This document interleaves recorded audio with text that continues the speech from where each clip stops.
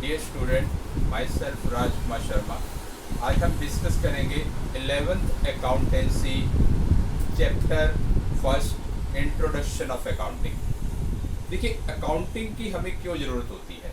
11th class में accounts आपके लिए एकदम बिल्कुल नया सब्जेक्ट है, क्योंकि 10th तक अकाउंट्स का कोई भी वर्ड आपने नहीं सीखा है, और 11th में आके जो बच्चे कॉमर्स ले लेते हैं उनके पास अकाउंटेंसी एक सब्जेक्ट आ जाता है। ये बिल्कुल नया सब्जेक्ट है आपके लिए, और नया सब्जेक्ट होने के साथ साथ इसकी कुछ टर्मिनोलॉजी भी है, कुछ टर्म्स हैं जो अकाउंट स्टूडेंट को ही पता होंगी। जैसे साइंस की टर्मिनोलॉजी होती है, जो आपने 10th तक साइंस पढ़ी है, उसमें कुछ ऐसी टर्म्स हैं जो आपको बहुत अच्छे से पता है, फिर 11th-12th में पता लग जाती हैं। लेकिन अकाउंट्स जो है उसकी अभी तक आपको कोई नॉलेज नहीं है, उसकी नॉलेज आपको 11th में ही आती है। और 11th में जब आप अकाउंट्स पढ़ने लगते हैं, तो जब तक आपको अकाउंटिंग टर्म्स के बारे में नहीं पता है, अकाउंट्स क्यों हम बनाते हैं, क्यों अकाउंट्स की ज़रूरत है, तो आपको उसमें इंटरेस्ट नहीं आएगा। तो आज हम डिस्कस करेंगे कि अकाउंट्स की क्यों हमें ज़रूरत है, क्यों ज़रूरत है हमें अकाउंटिंग की। देखिए, अकाउंटिंग का मतलब क्या है कि किसी भी ट्रांजेक्शन को रिकॉर्ड करना। ट्रांजेक्शन से मतलब होता है हमारा लेन देन, डे टू डे एक्टिविटीज। यानी बिजनेस में जो भी हम काम करते हैं, जैसे बिजनेस में हमने पैसा लगाया, बिजनेस के लिए हमने मशीनरी खरीदी, बिजनेस के लिए गुड्स खरीदी, बिजनेस के लिए हमने गुड्स बेची, अपने ऑफिस का रेंट दिया, अपनी फैक्ट्री का रेंट दिया, किसी वर्कर को सैलरी दी, किसी लेबर को वेजेस दिया, तो कुछ भी हमने जो भी खर्चे किए रिलेटेड टू बिजनेस, तो वो सब ट्रांजेक्शन यानी only monetary terms, financial nature. Free की कोई भी ट्रांजेक्शन हम रिकॉर्ड नहीं करते। अकाउंट्स में जो भी ट्रांजेक्शन रिकॉर्ड की जाती है वो रिलेटेड टू मनी रिकॉर्ड की जाती है, क्योंकि देखिए जैसे घर में भी अगर आप घर का खर्चा चलाते हो तो घर में कहाँ से आपके पास पैसा आया वो आप लिखते हो अपनी पर्सनल डायरी में, कहाँ आपने खर्च किया वो आप लिखते हो। महीने के आखिर में आप देखते हो कि आपके पास पैसा बचा है या नहीं बचा है, और अगर ज़रूरत है तो कहाँ से और पैसा आएगा।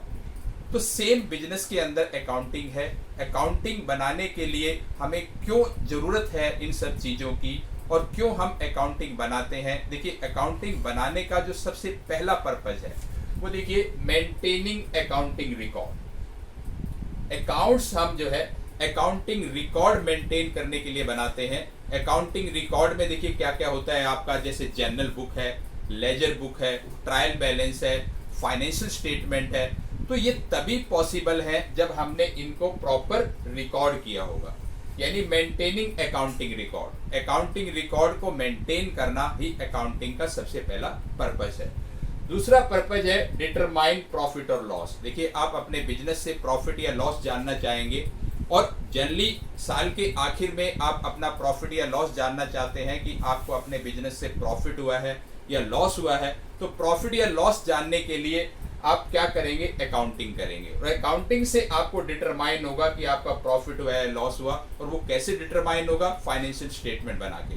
और फाइनेंशियल स्टेटमेंट में क्या बनेगा, trading profit and loss account. और trading profit and loss account तभी पॉसिबल है अगर आपने प्रॉपर अकाउंटिंग की होगी। फिर पर्पज है अकाउंटिंग का, डिटरमाइन फाइनेंशियल पोजीशन। बिजनेस की फाइनेंशियल पोजीशन को जानने के लिए भी हम जो है अकाउंटिंग करते हैं। अब देखिए, फाइनेंशियल पोजीशन कैसे पता लगेगी। फाइनेंशियल पोजीशन के लिए हम बनाते हैं बैलेंस शीट। अब बैलेंस शीट कैसे बनाई जाएगी वो हम आगे डिस्कस करेंगे, लेकिन बैलेंस शीट के अलावा फाइनेंशियल पोजीशन नहीं पता लग सकती। जब भी आपको कहीं से लोन लेना है तो वो पर्सन आपकी बैलेंस शीट देखेगा। आपको बैंक से लोन लेना है तो बैंक आपकी बैलेंस शीट देखेगा। आप अपने बिजनेस को बेचना चाहते हो वो बैलेंस शीट देखेगा। आप किसी के साथ कोई कॉन्ट्रैक्ट करना चाहते हो वो बैलेंस शीट देखेगा। यानी बैलेंस शीट आपके बिजनेस की फाइनेंशियल पोजीशन को शो करेगी। उसके बाद है providing accounting information to users. देखिए, यूजर्स कौन होते हैं जिनको अकाउंटिंग इंफॉर्मेशन की जरूरत होती है। अब यूजर्स जो है दो टाइप के होते हैं, एक होते हैं इंटरनल यूजर और दूसरे होते हैं एक्सटर्नल यूजर। अब इंटरनल यूजर का मतलब है बिजनेस के अंदर के लोग। अब बिजनेस के अंदर के लोग जैसे ओनर है, यानी बिजनेस का मालिक, उसको बिजनेस इंफॉर्मेशन की जरूरत है। दूसरा मैनेजमेंट को अकाउंटिंग इंफॉर्मेशन, बिजनेस इंफॉर्मेशन की जरूरत है। तो बिजनेस के अंदर के जो लोग हैं that is internal user of accounting information, क्योंकि उनको भी अकाउंटिंग इंफॉर्मेशन चाहिए। उनको डिसीजन लेना है, अपने बिजनेस को एक्सपेंड करना है, ये देखना है कि उनका बिजनेस प्रॉपर सही तरीके से रन कर रहा है या नहीं कर रहा है, कहाँ पे क्या दिक्कत आ रही है, तो जब तक उनके पास अकाउंटिंग इंफॉर्मेशन नहीं होंगी तो वो सही से डिसीजन नहीं ले पाएंगे। दूसरे होते हैं इसमें एक्सटर्नल यूजर। एक्सटर्नल यूजर होते हैं जो बिजनेस के बाहर के लोग हैं, जैसे एम्प्लॉई हैं, क्रेडिटर हैं, ये सब टर्म्स हम धीरे धीरे डिस्कस करेंगे। बैंक हैं, कोई फाइनेंशियल इंस्टीट्यूशन है, गवर्नमेंट है, कोई रिसर्चर्स हैं, पब्लिक है, तो ये सब लोगों को भी अकाउंटिंग इंफॉर्मेशन की जरूरत होती है डे टू डे। तो इसलिए अकाउंट जो है प्रोवाइड करता है अकाउंटिंग इंफॉर्मेशन, यानी अकाउंटिंग इंफॉर्मेशन भी आप तभी दे पाएंगे जब आपने प्रॉपर अकाउंटिंग की होगी। और फिर है आपका प्रोटेक्टिंग बिजनेस एसेट्स। देखिए बिजनेस एसेट्स का मतलब क्या होता है बेटा, एसेट्स का मतलब है जो कुछ आपके पास है। एक बिजनेसमैन के पास जो कुछ भी है वो उसकी एसेट है, जैसे उसकी लैंड एंड बिल्डिंग है, उसकी प्लांट एंड मशीनरी है, उसका फर्नीचर है, उसका व्हीकल्स है, ये सब उसकी एसेट्स हैं। तो एसेट्स को प्रोटेक्ट करने के लिए भी हम अकाउंटिंग करते हैं। अब एसेट्स को कैसे प्रोटेक्ट किया जाएगा? एसेट्स को प्रोटेक्ट करने का मतलब ये हुआ कि जितने में हमने एसेट खरीदी है वो उसका बिल प्रॉपर हमारे पास है, उसको हमने उस डेट में रिकॉर्ड किया हुआ है और उसकी वैल्यू हमने अपनी बैलेंस शीट में दिखाई हुई है। तो इस तरीके से हम उसको प्रोटेक्ट कर सकते हैं कि जो कुछ हमने खरीदा है बिजनेस के लिए वो हमारे बिजनेस में एज इट इज है। तो ये पर्पज है अकाउंटिंग बनाने के। अब अकाउंटिंग होती कैसे है और कैसे अकाउंटिंग का प्रोसेस चलेगा वो हम डिस्कस करेंगे। देखिए अकाउंटिंग में सबसे पहले आपके पास होती है ट्रांजैक्शन। अकाउंटिंग में सबसे पहले आपके पास होती है ट्रांजैक्शन।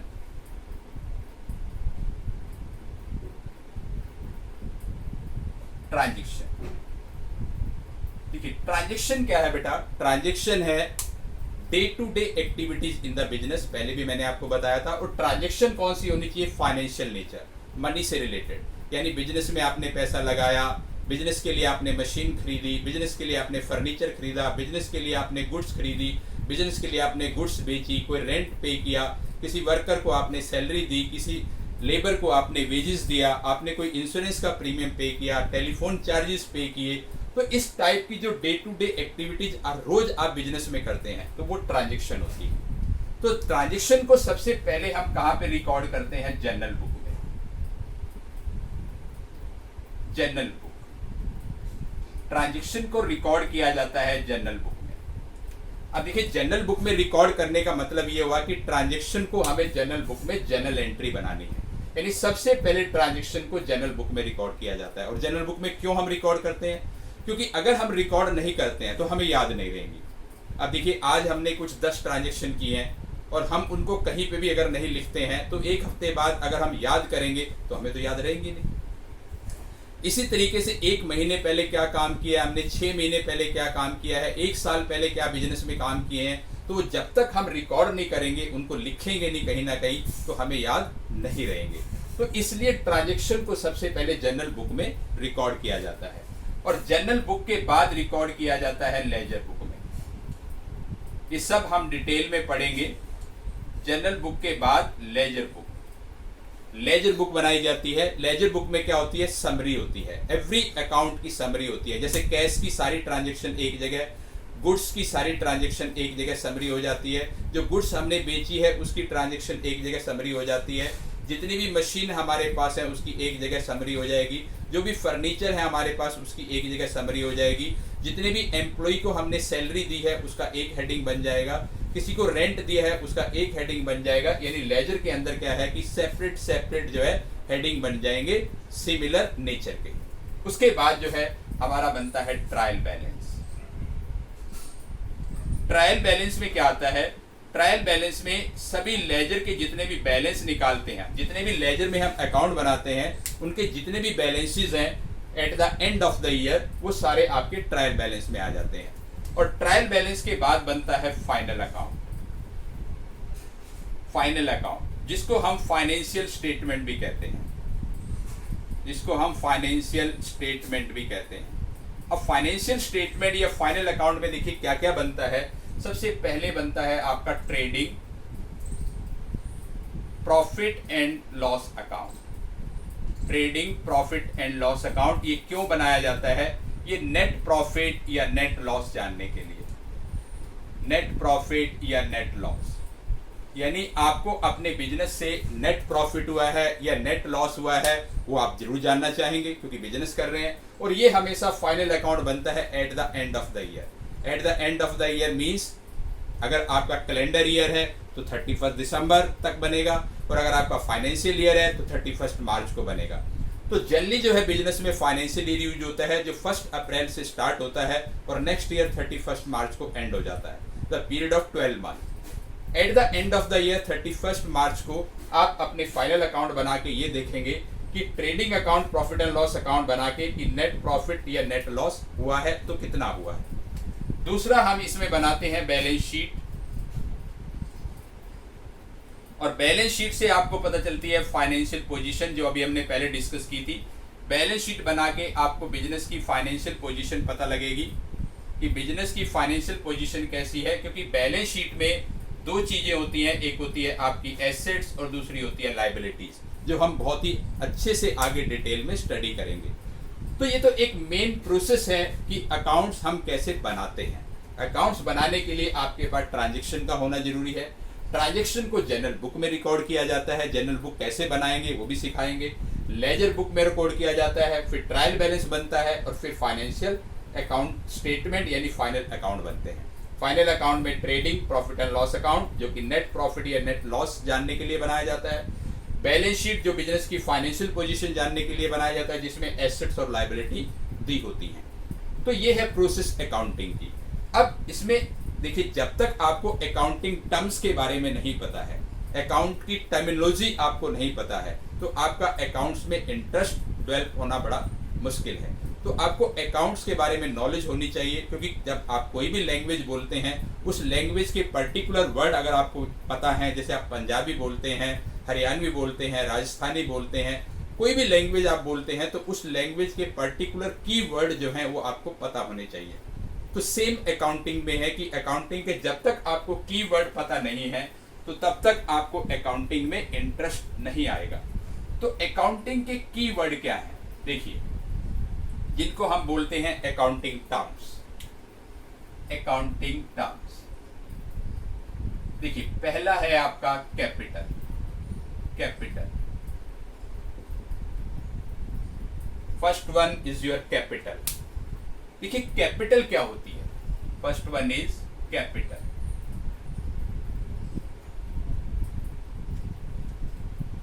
कैपिटल देखिए, आम पर्सन से अगर आप पूछोगे कि क्या कैपिटल होती है तो बोलेगा कैपिटल जो है राजधानी, जैसे इंडिया की कैपिटल दिल्ली है। कैपिटल या कैपिटल वर्ड के बारे में बोलेगा।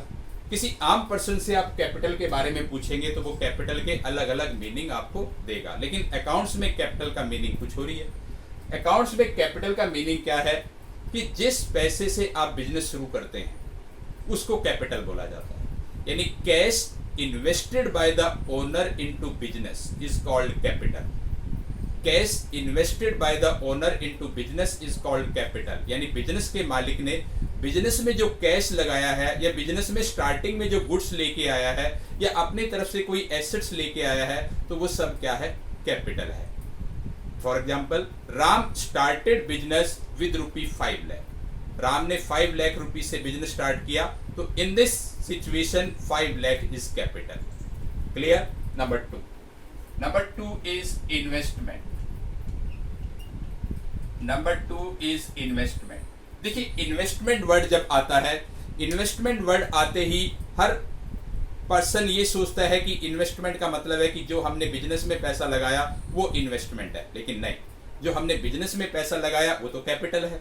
तो इन्वेस्टमेंट क्या है, इन्वेस्टमेंट है जो हमने बिजनेस के बाहर पैसा इन्वेस्ट किया है, यानी cash invested outside the business. Business के बाहर जो पैसा आप इन्वेस्ट करते हैं दैट इज कॉल्ड इन्वेस्टमेंट। जैसे आपने fix deposit in A bank में फिक्स डिपॉजिट करा दिया, किसी कंपनी के आपने शेयर लिए हैं, किसी और के बिजनेस में आपने पैसा इन्वेस्ट किया है, तो बिजनेस के बाहर जो पैसा इन्वेस्ट करते हैं दैट इज कॉल्ड इन्वेस्टमेंट, और बिजनेस में जो पैसा लगाते हैं वो होती है आपकी capital. Now number 3, drawing. DRAWING। देखिए अगेन एक वर्ड आया है ड्राइंग। अब ड्राइंग वर्ड आते ही जिसको ड्राइंग के बारे में नहीं पता तो वो तो ये बोलेगा कि पेंटिंग, आर्ट, स्केच ये हो सकते हैं। एक ड्राइंग सब्जेक्ट हुआ करता था छोटी क्लासेस में, तो ड्राइंग का ध्यान उस तरफ जाता है। लेकिन यहाँ पे ड्राइंग का मीनिंग ही अलग है। अभी देखिए ड्राइंग का क्या मीनिंग है। जब एक बिजनेसमैन बिजनेस से अपने पर्सनल यूज के लिए कोई कैश विड्रॉ करता है या गुड्स विड्रॉ करता है, तो उसके लिए एक पर्टिकुलर हेडिंग, एक पर्टिकुलर लिस्ट बनाई जाती है। तो that particular heading is called drawing. यानी फॉर एग्जांपल आपका अपना रेस्टोरेंट है, आपने अपने किसी मैनेजर को वो हैंडओवर किया हुआ है, वो आपका रन करता है रेस्टोरेंट, लेकिन आप हर रोज अपने फ्रेंड के साथ जाते हैं और रेस्टोरेंट में खाया पिया और आ गए। ऐसे आप हर रोज करते हैं। अब हर रोज जब आप अपने रेस्टोरेंट में जाके खाना पीना कर रहे हैं तो उसमें 3 से 4 हजार रुपए तक का आपका खर्चा डेली आ रहा है, लेकिन मैनेजर आपसे तो लेगा नहीं। लेकिन महीने के आखिर में आपने अपने मैनेजर से पूछा कि प्रॉफिट क्या हुआ है। मैनेजर ने बोला कि 40,000 का प्रॉफिट है। आपने बोला सिर्फ 40,000 से क्या होगा, इतना पैसा हमने लगाया हुआ है। लेकिन मैनेजर ने बोला कि जो आप इस मंथ में अराउंड 25 डेज आए हैं, मैनेजर बहुत होशियार था, उसने लिखा हुआ था कि 25 दिन जो आप आए हैं और ऑन एन एवरेज 4,000 के हिसाब से आपने कंज्यूम किया है, तो ये जो पैसा आपने कंज्यूम किया है ये क्या है, ये भी तो प्रॉफिट है। तो उसने एक अलग से लिस्ट बनाई हुई थी कि डेट वाइज इस डेट में इतना बिल, इस डेट में इतना बिल, लेकिन उसने अपने मालिक से कुछ नहीं पूछा, लेकिन eight the end of the month उसने उसको शो कर दिया। तो इसलिए ड्राइंग अकाउंट की जरूरत होती है। यानी ड्राइंग जो है वो इसलिए जरूरी है कि एक बिजनेसमैन अपने पर्सनल यूज के लिए अपने बिजनेस से जो भी कैश विड्रॉ करता है या गुड्स विड्रॉ करता है तो वो ड्राइंग अकाउंट में चले जाते हैं।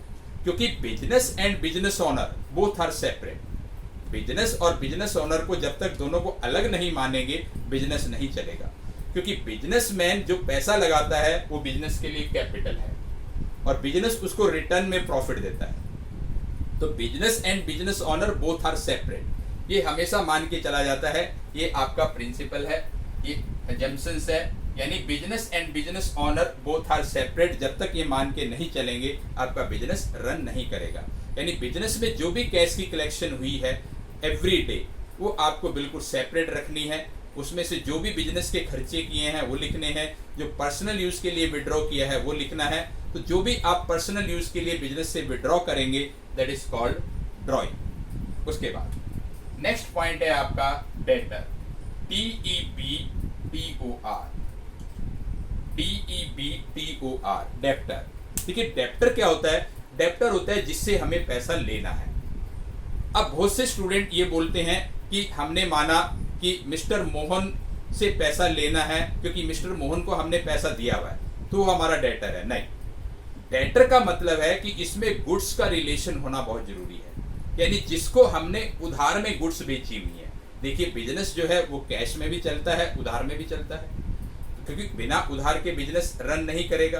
कुछ जो आपके जानकार हैं, जो वेल नोन हैं, जो बहुत अच्छे बिजनेसमैन आपके पार्टनर हैं, जो आपके सराउंडिंग में जो लोग हैं, उनको आप उधार में भी सामान बेचते हो। तो जिन जिन को आपने उधार में सामान बेचा हुआ है, यानी the party against credit sale, credit means उधार, क्रेडिट सेल, क्रेडिट यानी आपने उधार में सामान बेचा हुआ है जिस पार्टी को आपने उधार में सामान बेचा हुआ है that party is called debtor, the party against credit sale. Now number 5 is creditor. Creditor देखिए जैसे डेटर वैसे ही क्रेडिटर। अब हम अगर उधार में सामान बेच सकते हैं तो हम उधार में सामान खरीद भी सकते हैं। तो अब हमने उधार में सामान खरीदा हुआ है तो that party is called creditor, the party against credit purchase. Credit purchase यानी अब हमने उधार में सामान खरीदा हुआ है तो हमने उसका पैसा देना है, that party is called creditor. Now number 6 bill receivable. Bill receivable it is a part of debtor. Now bills payable it is a part of creditor. अब देखिए ये चारों टर्म्स हम जरा एक एग्जांपल से क्लियर करेंगे। ये चारों terms debtor, creditor, bill receivable, bills payable. For example A and B are 2 businessman.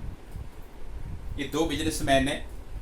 1 जनवरी 2021 ए ने बी को क्रेडिट सेल किया, कुछ गुड्स बेची उधार में, क्रेडिट सेल ₹10,000। देखिए इस एग्जाम्पल में क्या है कि ए ने 1 जनवरी 2021 को बी को कुछ गुड्स उधार में बेची। तो ए के लिए बी क्या हुआ, क्योंकि ए को बी से पैसा लेना है अगेंस्ट गुड्स, तो ए के लिए बी हुआ डेप्टर और बी के लिए ए क्या हुआ, क्रेडिटर। क्लियर। नाउ अब ए को कोई ना कोई गारंटी चाहिए कि ये पैसा कब उसको वापस मिलेगा।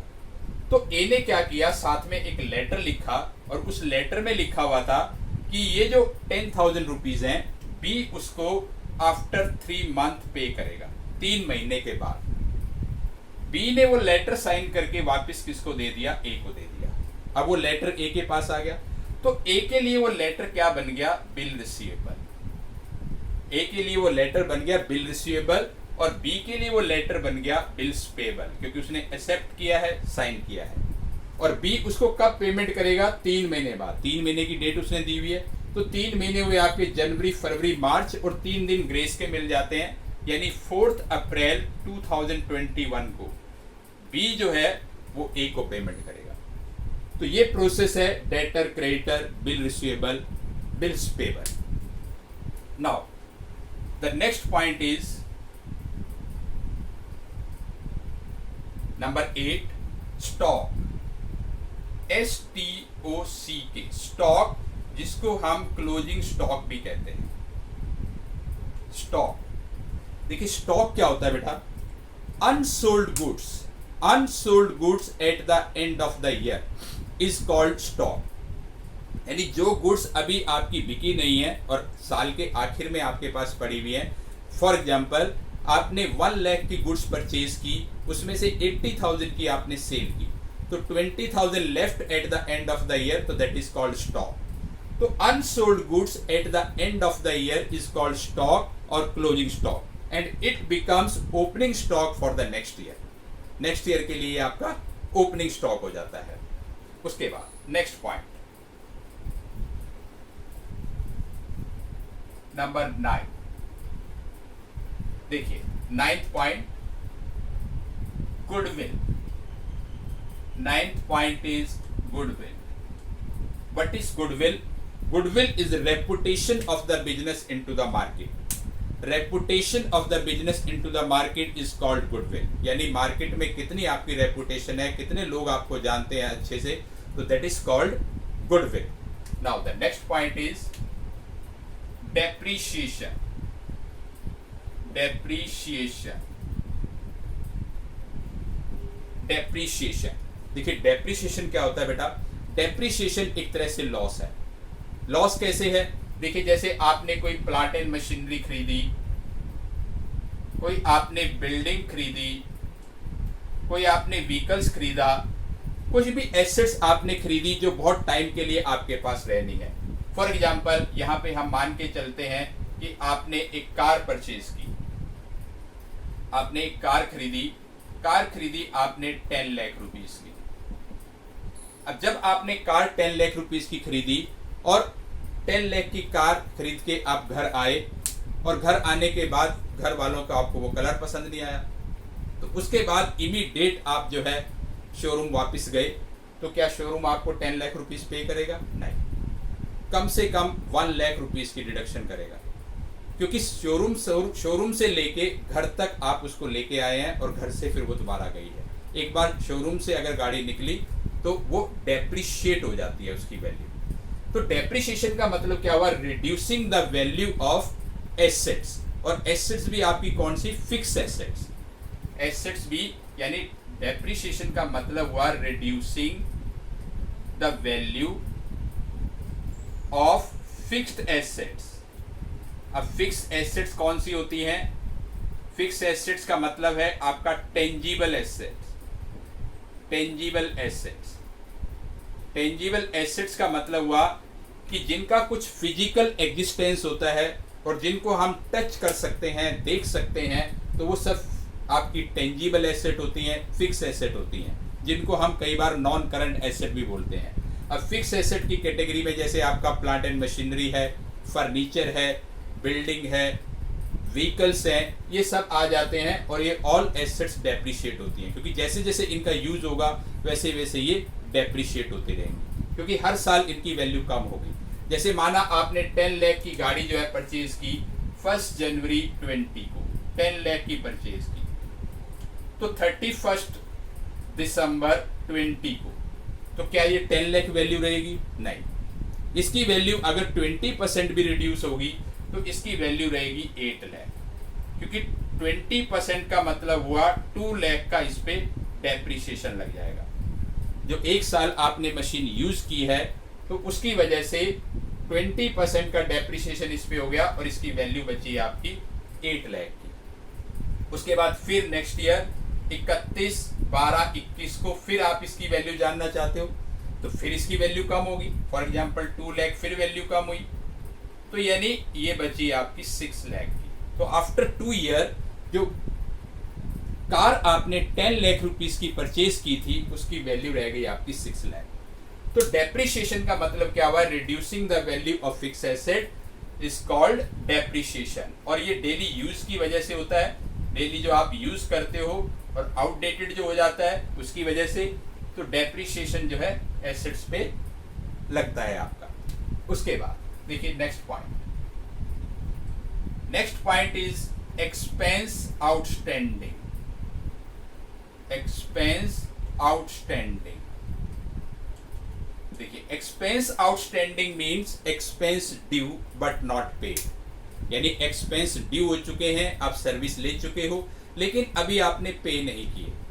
जैसे अभी आपने रेंट पे नहीं किया, फॉर एग्जांपल आप 31 मार्च एवरी ईयर अपने अकाउंट क्लोज करते हैं, तो माना 31 मार्च 21 को आप अपने अकाउंट क्लोज कर रहे हैं और अभी तक आपने मार्च का किराया जो है पे नहीं किया है, इवन आपने फरवरी का भी पे नहीं किया। तो ना फरवरी का किराया आपने पे किया, ना मार्च का किराया आपने पे किया, तो उसको किस हेडिंग में दिखाएंगे? Expense outstanding. देखिए जैसे सैलरी के केस में क्या होता है कि सैलरी जो मिलती है 7th ऑफ नेक्स्ट मंथ, जैसे जनवरी की सैलरी फरवरी में मिलती है, फरवरी की मार्च में और मार्च की अप्रैल में। अब जो मार्च की सैलरी है वो 31 मार्च को ड्यू हो जाएगी, लेकिन अभी आप पे तो नहीं करोगे, उसको पे तो आप अप्रैल में करोगे, तो उसको किस हेडिंग में दिखाओगे? Expense outstanding. तो एक्सपेंस आउटस्टैंडिंग का मतलब हुआ एक्सपेंस ड्यू हो चुके हैं लेकिन अभी आपने पे नहीं किए हैं। उसके बाद है आपका income outstanding. Next one is income outstanding.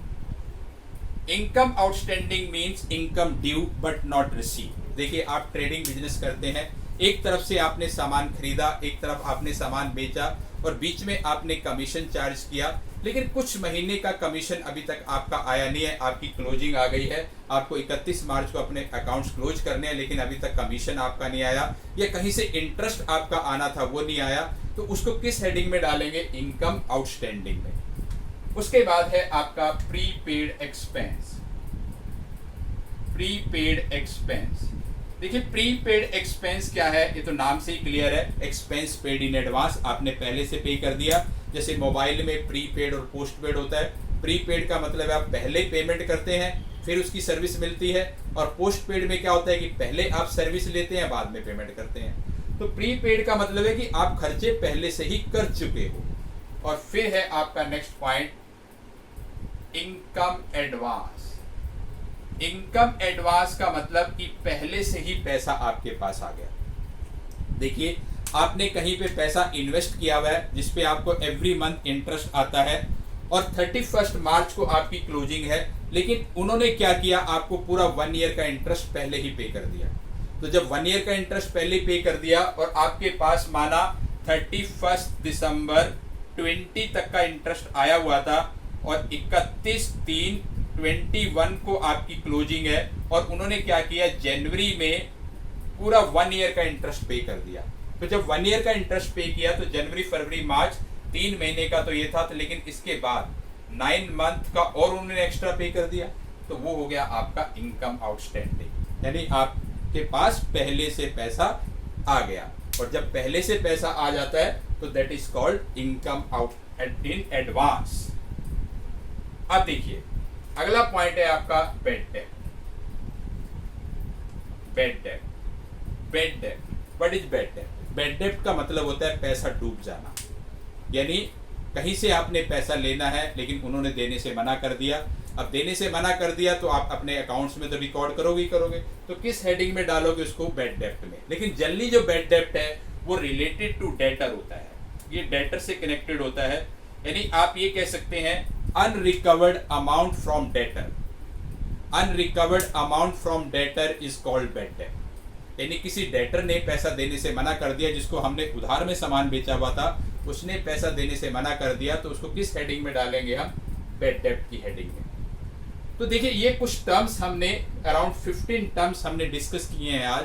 तो जब तक आपको अकाउंटिंग टर्म्स की नॉलेज नहीं है, इन टर्म्स के बारे में आपको पता नहीं है, तो अकाउंट्स के जो आगे आने वाले चैप्टर हैं, जैसे जनरल एंट्री है, अकाउंटिंग इक्वेशन है, उसके बाद आपका लेजर है, ट्रायल बैलेंस है, और लास्ट में फाइनेंशियल स्टेटमेंट है, जिसमें हमें trading profit and loss account बनाना है, बैलेंस शीट बनानी है, और कुछ चैप्टर थ्योरीज के हैं जो हमें डिस्कस करने हैं। तो उन सब चैप्टर्स के बीच में ये वर्ड आपके बार बार यूज होंगे, तो इन वर्ड की आपको बहुत अच्छे से नॉलेज होनी चाहिए, जिन्हें हम कहते हैं अकाउंटिंग टर्म्स। और भी कुछ टर्म्स हैं जो हम नेक्स्ट टाइम डिस्कस करेंगे। आज के लिए इतना ही।